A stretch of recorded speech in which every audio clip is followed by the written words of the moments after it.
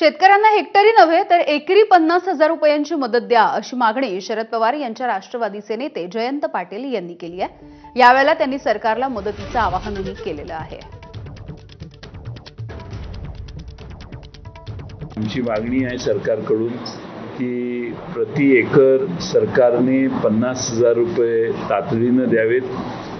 त्यासाठी जर सरकारला हप्ते पाहिजे असतील तर किमान 25,000 रुपये हे ताबडतोब सरकारने शेतकऱ्यांना दिले पाहिजेत आणि प्रति एकर हे आकडे असावेत। प्रति हेक्टरी ही आता भाषा बदलणं आवश्यक आहे, कारण सरकार सामान्य शेतकरी हा एकरात आहे, हेक्टरमध्ये नाही हे आता लक्षात घ्यावं, कारण शेतकरी लहान शेतकरी आहे हा सगळा।